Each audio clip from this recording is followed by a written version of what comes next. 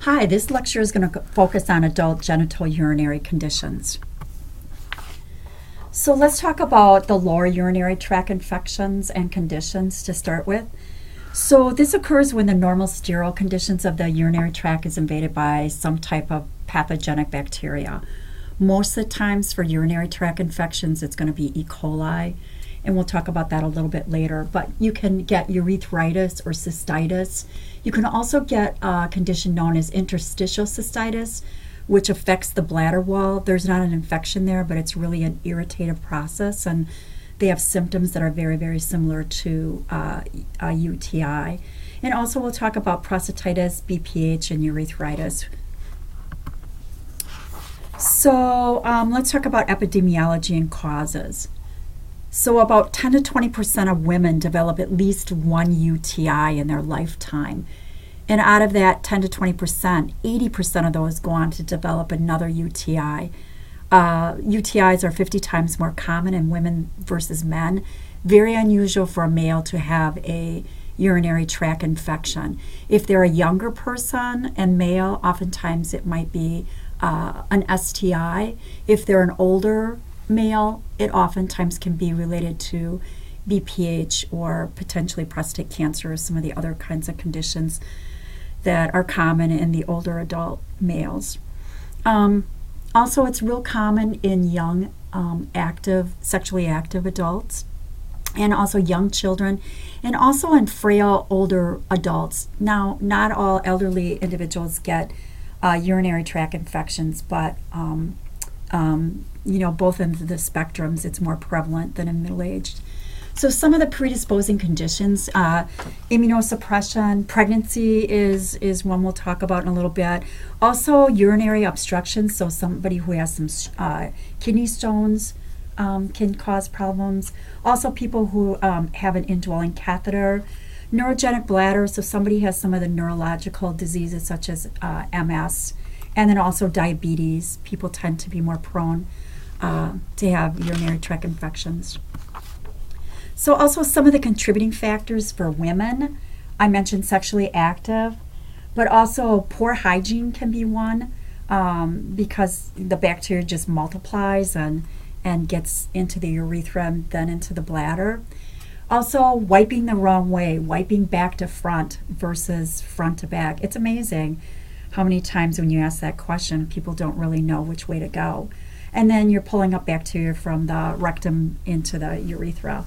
People who drink a lot of caffeine, sit in Starbucks all day and drink coffee, they can have irritation, and also it's a diuretic, caffeine is. So also voiding habits. If all of you, you're nurses, some of you have worked 12-hour, 16-hour shifts. It's been so busy, you haven't had time to go to the bathroom, so the urine just sits in there.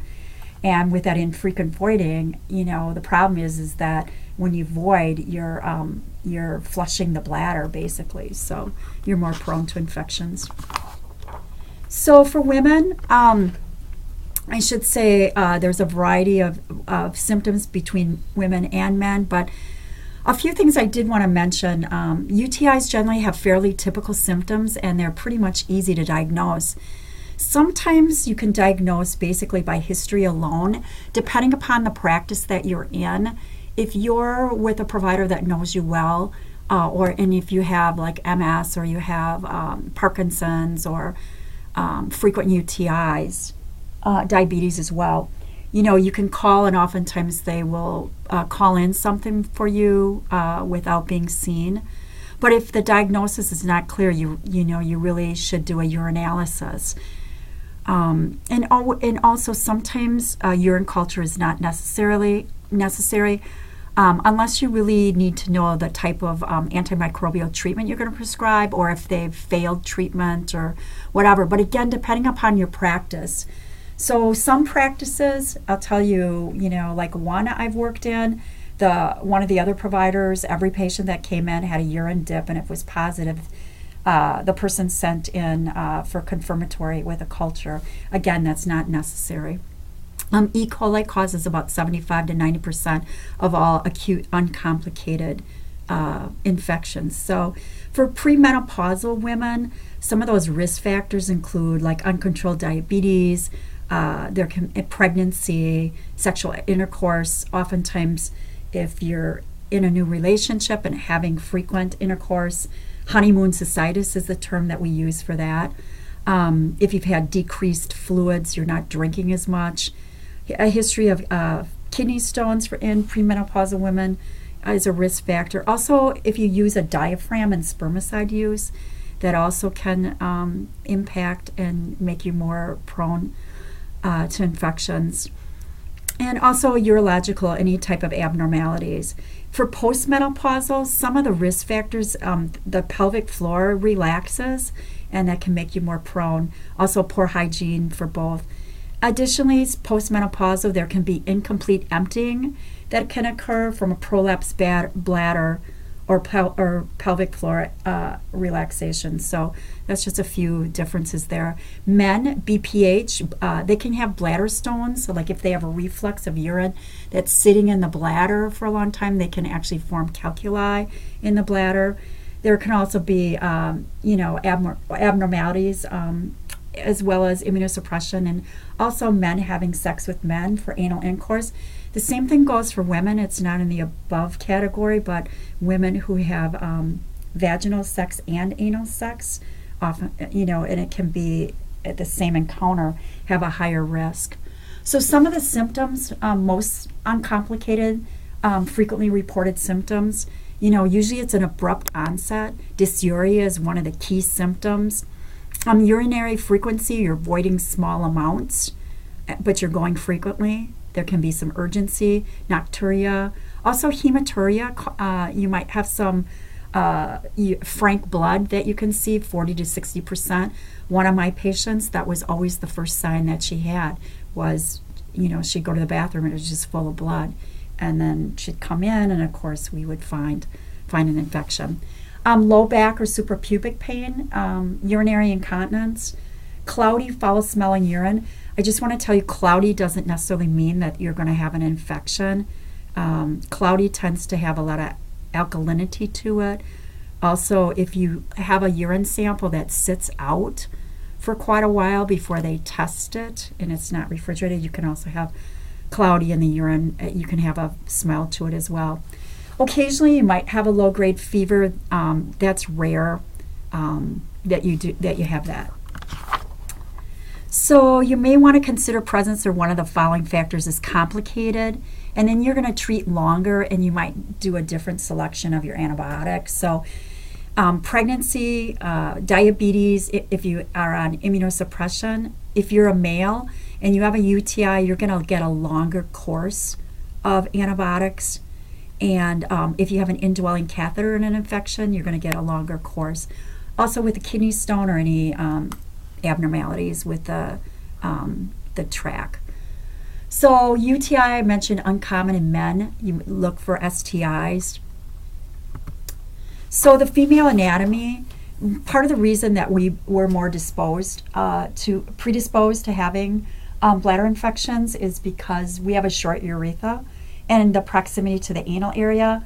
Also with pregnancy, bladder is enlarged and you don't have as good of tone, it's decreased, and you can't empty the bladder as completely as you would if you weren't pregnant. And for older age, loss of estrogen, people can have atrophic vaginitis, and there's also urethral atrophy, so sometimes symptoms seem like somebody has a urinary tract infection, but it really is negative. Then you use some vaginal estrogen. But if they have symptoms and you come up with a UTI, then you're going to treat the UTI. So common in older adults, and both females and males.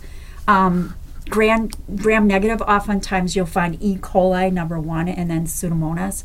Gram positive can be some of the ones that are listed there. You're going to find leukocytes and nitrites present. Normally you're going to have leukocytes. You don't always have nitrites, and we'll talk about that in a minute. Often you can have a mixed flora, especially if you're doing a culture. That's how you know the flora is mixed. That's not on a dip. So some of the symptoms that people have, dysuria, frequency, hesitancy for older adults. But some of the atypical findings, you might not have the above three, but you might have some confusion or delirium, lethargy. Sometimes just incontinence starts. they might be dehydrated. There also could be fecal impaction due to constipation. Fever, oftentimes the older adults don't really mount higher fevers. I mean, they can, but sometimes there can be that atypical presentation. And there also can be appetite changes. Now, older adults also, there's a higher incidence of having asymptomatic bacteria. It can be as high as 20% in women over 65 years of age. So you always, if you're not really, if they don't have any symptoms, you're not going to treat. We'll talk about that in a bit. But if it's an older adult and you're doing a urine for something and you find bacteria on that urine micro, and they aren't symptomatic, you do not treat. So possible findings on exam, you might have suprapubic pain, you might palpate that. There might be some mild distension too in the lower abdomen. You might have some mild CBA tenderness. And then you may end up doing a vaginal exam in the pelvic in case they present with both, or they're not sure if it's from something reproductive related. So a way to distinguish is if you do a vaginal exam, pelvic exam, it should be negative. So UTI labs, well, clean catch, instructing your patients how to get a good sample. I mentioned about cloudy. Also, talking about elevated levels of nitrites. It's specific, but it's not sensitive. So if I have people who have, a trace or +1, but don't really have much in the way of symptoms, I might just watch and wait on that and then have them contact me back. And if I need to, then I'll medicate. And then the other thing is that if you have nitrites, it's specific, but it's not sensitive. Only gram-negative organisms break down into nitrites.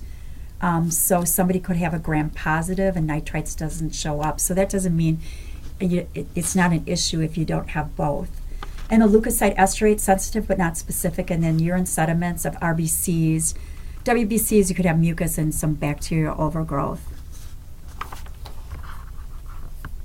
So let's take a look at the urine dipstick, and we're just going to talk about that briefly. So I'll tell you that, most people, if they come into the office, you're going to do a urine dipstick. They've been on the market for a long time. They're easy to use, it's inexpensive, and it's a quick diagnostic tool. The other thing that it does is there was a study that showed when they used only the urine dipstick to test for classical lower tract symptoms, 47% of patients received unnecessarily antibiotics, while 11% didn't receive any treatment that actually had the infection. So, the other thing is most of these urine dip studies have been done on population groups, but not with the elderly. So they're not always positive. So, positive, there can be false positives and false negatives. So you're going to want to, in cases where you're not sure, you can always do a culture. So let's start with the leukocytes. So increased concentration may indicate infection in the kidneys and the urinary tract. So it's white blood cells, and the other word for that is pyuria. So that's one thing. Nitrites, any degree of pink on that stick usually is considered positive for UTI. Again, negative doesn't mean that there's no infection. Gram-positive organisms do not test positive for this. So if somebody had staph in their urine instead of E. coli, the nitrate area wouldn't light up. And so just be cautious on that. Whoops. Urobilinogen, that can be damage with liver or potentially could be like cirrhosis or things like that. Protein, that's one that you want to be alert to that. I mean, if somebody has a lot of blood is protein, so you're going to have you would have a positive protein. But some of the common things protein might show up on a dipstick for could be somebody who has obviously diabetes, hypertension, people who are using certain medications such as NSAIDs. You could have proteinuria, people who are obese. So there can be transient ones. You can, if the sample is contaminated by vaginal secretions, you could have positive protein. You can also get protein that's transient from orthostatic, like if you're prolonged standing after you're laying down for a while.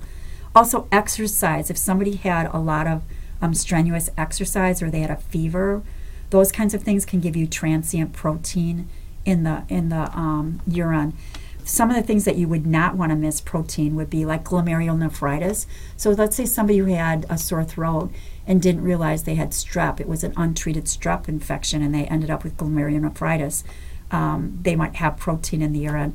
Also nephrotic syndrome, preeclampsia, if somebody's pregnant and they have protein, that's something that is serious. Also CHF is another thing. Sometimes people can have protein for some of the other kinds of diseases or malignancies such as, like multiple myeloma or like lupus could show up. But so if you have protein in the urine, there's going to be more testing that you need to do for that. You would want to, you're going to refer if it doesn't clear out. You get like a 24-hour urine for protein, a microalbumin, and you'd be doing some renal testing, creatinine, GFR, and such. But just kind of a little bit more information for you. If blood, we're going to talk about hematuria in another slide. Specific gravity, that really is about the ability of the kidneys to concentrate urine. So your hydration status counts for this. Your specific gravity, it's dilute if it's less than 1.101. And it's concentrated if it's greater than 1.025. Okay. And so ketones, you're going to see those with starvation diets. So if somebody's on an Atkins or low carb, high protein kind of a thing, and they're doing prolonged fasting. Diabetics would have ketones. Also, people who are alcoholics. Bilirubin. With bilirubin, you're going to see hepatitis. It could be cirrhosis or it could be biliary obstruction. And then glucose would be obvious. But let me go back to that specific gravity. Dilute is less than 1.010. Okay, and concentrated is greater than 1.025. Okay, so you're now going to talk about what are you going to do for testing. So for testing, you're going to do like I said, you're going to do potentially a urinalysis with a CNS, a culture and sensitivity. So what's required is significant bacteria, which is 100,000 organisms per ml. That definitely indicates that there's an infection there. Plus, you really have to have characteristic clinical symptoms. Because remember before I said somebody could have asymptomatic bacteria, you wouldn't treat unless certain populations, like pregnancy, you'd have to treat that. But for an older adult that had, a lot of bacteria but no symptoms and no clinical signs, you wouldn't treat. So urine culture is the gold standard if you're gonna confirm that there's a UTI there. And your labs, oftentimes they'll do a urine micro at the same time they do a CNS. And with a micro, if you get high epithelial cells, that can be contamination for females, especially for vaginal kind of fallout.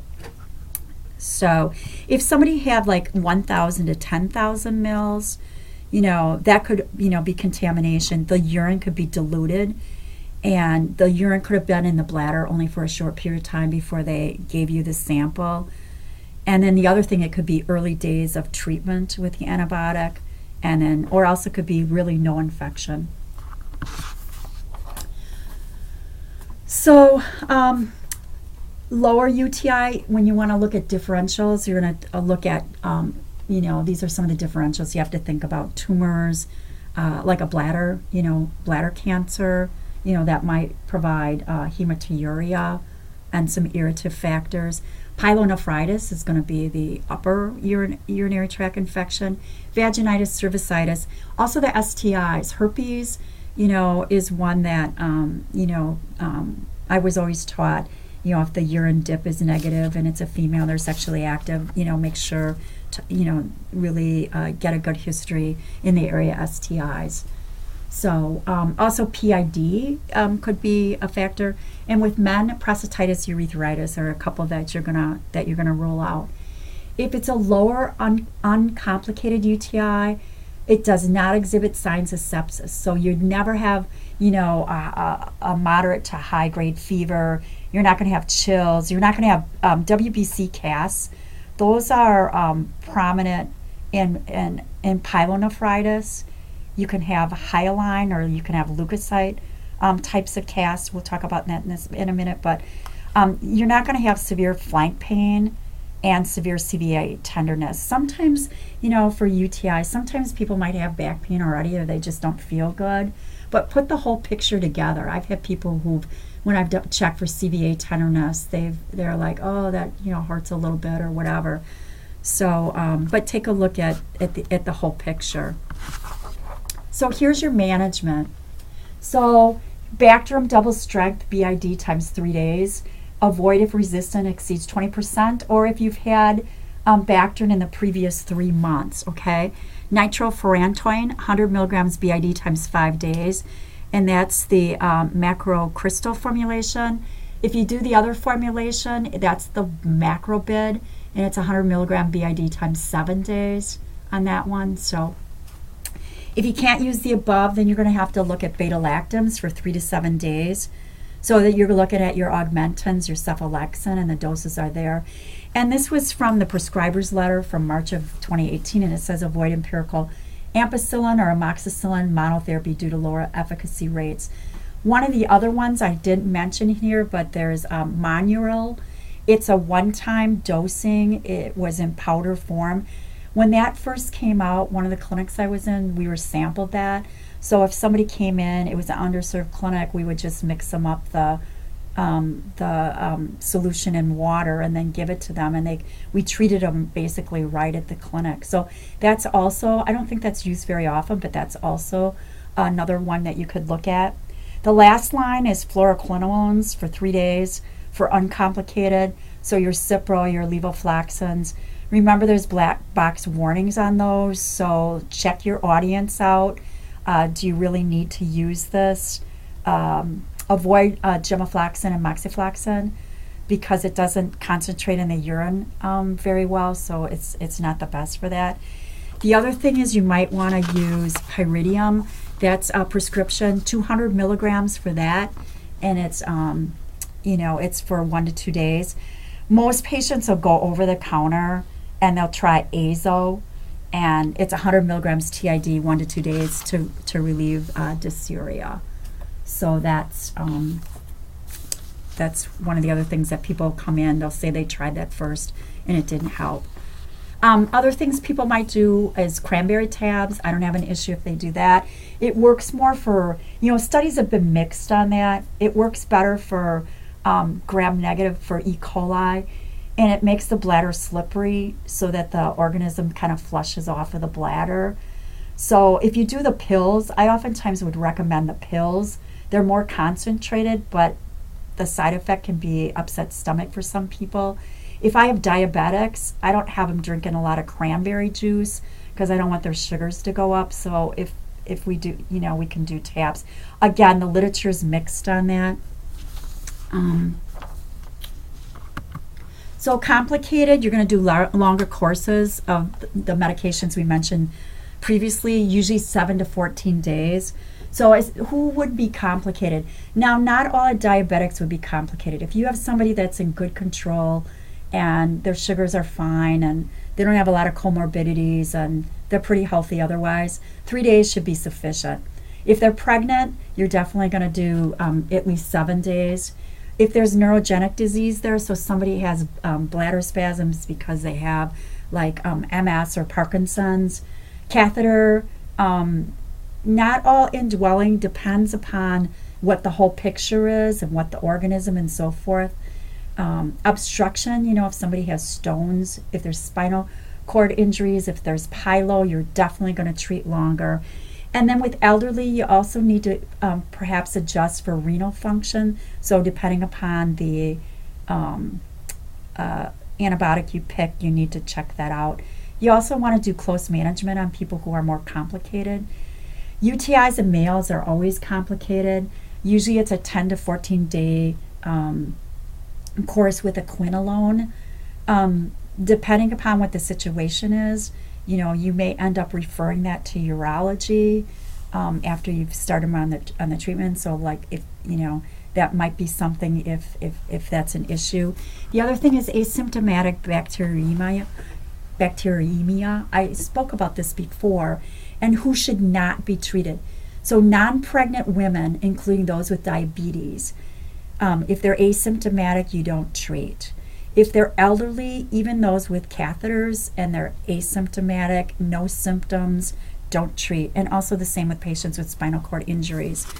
A couple other things that I mentioned, I had that slide in the beginning for females, wipe front to back, avoid thongs. One of the other things that I always ask too, and I didn't put that in this earlier slide, but when people come in, women, or especially women, because that's usually who you see, but I'll ask them if they had any recent episodes of diarrhea or constipation.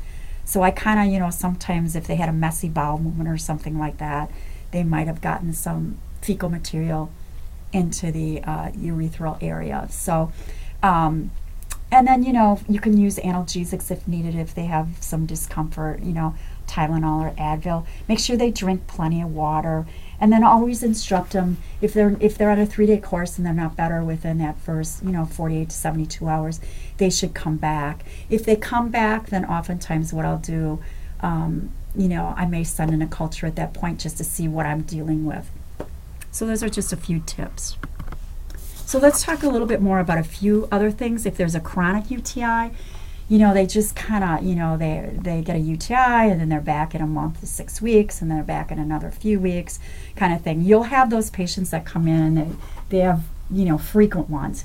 And sometimes you'll have patients who come in and they haven't had one for like 5 years. So it kind of goes on both ends of the spectrum. You can do prophylactic treatment every day. For some, you can do an average course of 6 months. You use lower doses. A lot of times you might just use, instead of a double strength Bactrim, you might just use one. Sometimes they use every other day. Sometimes people just do it after they have intercourse, and then they'll take it within a couple hours of after having sex. So there's different, protocols out there for that. You can check your book. And also you should know your resistance rates. That's one thing I did mention. If what are your resistance rates in the community? That's important to know. Because not all, I've had patients who've never had Bactrim before, but they weren't sensitive to Bactrim. And you wonder, is it because, sometimes with animals they've been giving a lot of antibiotics. So let's say chickens. If you eat a lot of chicken, did you get antibiotic through eating the food, and now you're resistant to that antibiotic? I'm not sure, but anyways, just a thought. I see as interstitial cystitis. This is something when the person comes back and back and back and they don't respond to antibiotics and you don't find anything in the urine or the culture. It's kind of a diagnosis of exclusion. They have dyspareunia, they have urinary urgency with pain and frequency. So sometimes they don't empty their bladder fully. They've got they can have like spasms of that bladder. So the bladder can be inflamed. Oftentimes you might refer these patients for like bladder retraining or biofeedback. Also, I'll talk to them about diet. These are some of the things that's in the literature. Decrease your alcohol intake. Also, like highly acidic foods, that would be like citrus or tomatoes, and also spicy foods sometimes can be a problem for that as well. So let's move on from the lower to the upper. And so an upper UTI is a complicated urinary tract infection, and that's pyelonephritis. If you had a patient with pyelonephritis, most of them are really, really uncomfortable when you see them. If you work in ER, you've seen probably a lot of patients that have come in with pyelo. So it's an infection of the kidney, and it's characterized by infection in the renal pelvis, the tubules, and the interstitial tissue. It can be from an ascending, an untreated, or an undertreated lower UTI. So it can be unilateral, bilateral. I've only seen unilateral, but it can be bilateral if it's been cooking for a while. And chronic usually has no specific pathological explanation. They're not really sure why. It accounts for, at this time, probably over 200,000 hospitalizations annually. And the highest incidence is in healthy 15 to 29-year-olds. So some of the causes can be if there's an anatomical abnormality and there's some reflux going on there. For guys, if there's BPH and prostatitis, and there's reflux going up into the bladder, and then, they have an overfilled bladder that actually refluxes into the kidneys. Stress incontinence due to pressure, multiple recurrent UTIs, renal disease, kidney trauma, pregnancy. Pregnancy, this is the most common serious medical complication of pregnancy. It's 1% to 2% are admitted for this, for pyelo. And also persons like with diabetes who have metabolic disorders are more predisposing factors. So acute, this is a sudden onset of fever, chills. Chills is often present. They have nausea, vomiting. They have that one-sided or two-sided flank pain, fatigue, sometimes diarrhea. Sometimes people can be largely asymptomatic. Elderly patients also can present with confusion or delirium with something like this going on. Some of the chronic symptoms can be the ones that are listed there: decreased appetite, there can be weight loss, or there can be nocturia or polyuria, and then symptoms of renal failure. So on physical exam, there's going to be marked tenderness on deep abdominal palpation. These patients really are ill appearing. The first one I had, I can remember I walked in the room. It was a teenager, and she was actually in the corner on the floor, rocking herself back and forth. I mean, she was so ill appearing. Flank pain, CVA tenderness, they also obviously have a lot of pain, so they can be hypertensive. Chronic, with chronic, by the time they figure this out, they've had damage to the kidneys. So they've done a workup and they find that renal impairment. And so you're going to diagnose through a urine micro, and it's going to be positive for bacteria, protein, leukocytes, nitrites. If it's if nitrites is there, if it's a gram negative. You might have blood in the urine, white blood cells, CAS, and pyuria, white cells. So usually they're going to have 100,000 or more in their urine culture. If they're hospitalized and they're systemic, a lot of times they're going to do blood cultures. And diagnostics, if it's an outpatient, usually are not indicated. If it's something uncomplicated, you caught it early. If it's acute, you're going to refer. They might do a CAT scan in non-pregnant patients and an ultrasound if they're pregnant. So let's look at some of the differentials. So in some cases, it can be difficult to differentiate from a UTI. But what's diagnostic in here is if there's WBC CAS is diagnostic for pyelonephritis. You can have leukocyte CAS types, and you can also have hyaline CAS types for pyelonephritis. Also, a definitive diagnosis for chronic is made by persistent, pyuria or white blood cells and positive urine cultures. So also you have to think about PID. Sometimes that presentation is pretty similar. Also a hot gallbladder or appendicitis. So what's your management? You got to have aggressive therapy in the outpatient because you don't want to have kidney damage. If they're not improving after 24 to 48 hours on the medication you give them, you're going to have to refer them. So you have to have close management. These are the kind you're calling the next day to see how they're doing. These are some of the meds that you can use. I'm going to tell you, if you check different sources, you're going to see different drugs used with various dosages and for length of time. So this is kind of a guideline, but not end all be all. Check your resources. So Bactrim double strength with 10 to 14 sulfixamine and Cipro or Levo. Make sure again you know your resistant organisms in the community, so you're treating the right organism.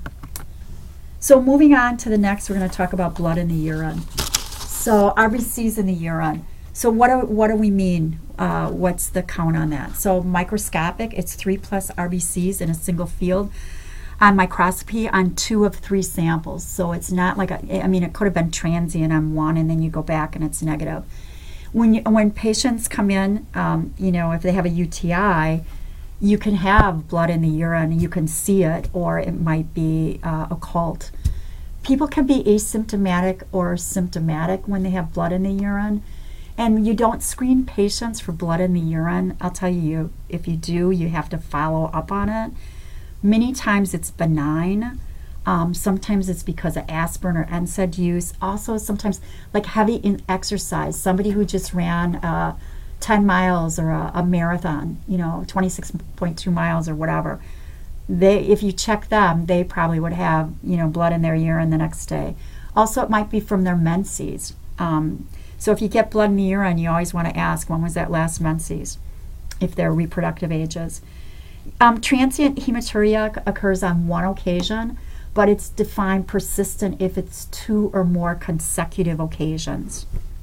So when you look at hematuria, if it's gross, so you can see it, there's about a 3 to 5% chance of a malignancy. If it's micro, the stakes go up on that. It's higher. It's about a 23% chance of malignancy. So what are the risk factors? Smoking, some of the occupational exposures like to chemicals from factories. Somebody worked in a factory for 40 years and now they have bladder cancer. And that, the heme in the urine was from that. Medications can cause that, pelvic radiation, chronic infection, especially with stones. If you're over 35 years of age, if you have an indwelling catheter, if you have prior, urological diseases or treatment, or if you had a recent URI, family history of renal disease and irritative voiding symptoms. That's some of the risk factors. Now for blood in your urine. Now let's look at the risk factors more so for malignancy with microscopic hematuria. Male, gender, older than 35, past or current history of smoking. That's one of the huge risk factors for bladder cancer. Clinical exposure, history of chronic UTIs, pelvic radiation, exposure to carcinogen agents, and gross hematuria, and chronic indwelling foreign body. And the other thing is, on that other one over there on risk factors for hematuria, I realize I'll change this on the slide. That should be recent UTI.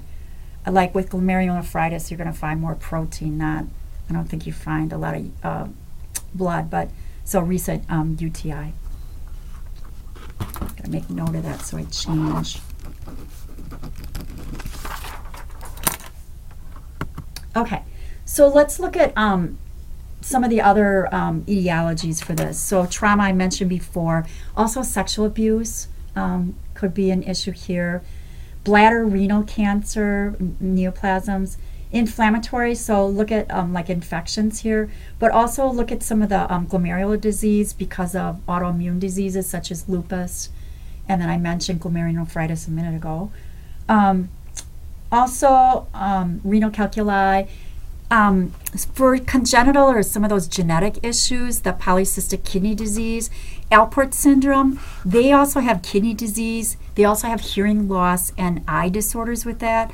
Typically, they'll have increased protein and increased hematuria. And then eventually that genetic disease progresses to end-stage renal disease. Vascular can have renal artery thrombosis, obstruction, BPH and strictures, and then chemical causes, nephrotoxins, and some of the drugs can cause this too. Sometimes, just FYI, red urine. If you have red urine, it can be from different drugs such as like Dilantin can cause that, ibuprofen obviously, rifampin, pyridium, and then also nitrofurantoin can also cause red in the urine. So what kind of exam are you going to do? Well, you want to definitely check the blood pressure. For the abdominal, you're going to check for any masses or pain. Back, any CVA tenderness. Male, you're going to do a rectal if you suspect BPH. Female, you might need to do a pelvic because maybe you're not sure where the blood is coming from. Instead of in the urine, could it be coming from, is there maybe post-vaginal bleeding or postmenopausal bleeding, I should say, or from intercourse or whatever. And then skin, you're looking for like vasculitis or ecchymosis for some kind of problem. And then also, when we were talking about medications a minute ago, when you think about also like Coumadin. Coumadin is one of the drugs too that, especially for older people, if they kind of get goofed up on their medications and take too much and the blood's too thin, it can, they can bleed in the urine is one of the areas. So one of the things that I remembered on hematuria when I was in school was STITs for differentials. Is it a stone? Is it infection? Is it UTI or glomerulonephritis? Was it trauma? Did somebody get hit in the kidneys playing football? Or they're a boxer, or they do martial arts or something like that? Did they just run a marathon? Anything like that. Tumor malignancies, TB, you can get TB can cause hematuria. Surgery, also there can be idiopathic cases as well. My mom's an example of that. She's had transient hematuria and they've never found anything and they did a workup, so it's annoying for her. And she actually, when she moved, she took a document from her provider to show that she had been worked up and everything. So depending upon the presentation and what you are trying to rule out or rule in, labs are going to vary. So you definitely want to repeat a UA micro after a UTI if it was positive for blood after 2 samples. If you're going to refer for a workup and diagnostics. So you just don't blow off that on a dip that somebody had blood. If there was a lot of blood, you definitely want to make sure that there's not something else going on. And then you look at their risk factors, and then persistent or high-risk patients, sometimes they'll do, for urine cytology, first void and AM times 3, oftentimes you're referred by this point, but you're also looking at the BUN creatinine, you're doing a CBC to see if there's, what their hemoglobin hematocrit is, and then also PTINR if on anticoagulants. One other thing I wanted to say about there can be false positives and false negatives on a dipstick. So I'm just going to tell you a few things about this. You don't need to, if you're working up hematuria, you got to send it for a micro. You would never just go off of a urine dip. But a false positive, somebody who has a high level of vitamin C ingestion, if your urine pH is less than 5.1, you can get a false negative on vitamin C, urine pH less than 5.1. The other reason you can get a false negative is that somebody had a dip or a urine and it sat out too long. They got really busy and you didn't think there was anything there, and by the time you got to the dip, it was prolonged exposure to the air prior to the testing. So it's kind of breaking down. False positives for hematuria on the dipstick, it can be because of use of providone iodine to clean. There also can be myoglobinuria, which is myoglobin in the urine, and that can be from like excessive exercise. Basically, myoglobin is a protein in the heart and the kidneys, and if the muscle gets damaged, the muscle cells release that myoglobin from the blood and into the kidney and out into the urine. And then the other one is rhabdomyolysis. I mean, not very common, but sometimes people on statins can get something like that. And then hemoglobinuria can also be an issue. And that can be associated with something like, hemolytic anemia. And that what happens there, the red blood cells are destroyed, and you can find them in the urine. So if they have hematuria with pain, and if positive for renal colic, you're going to want to check to see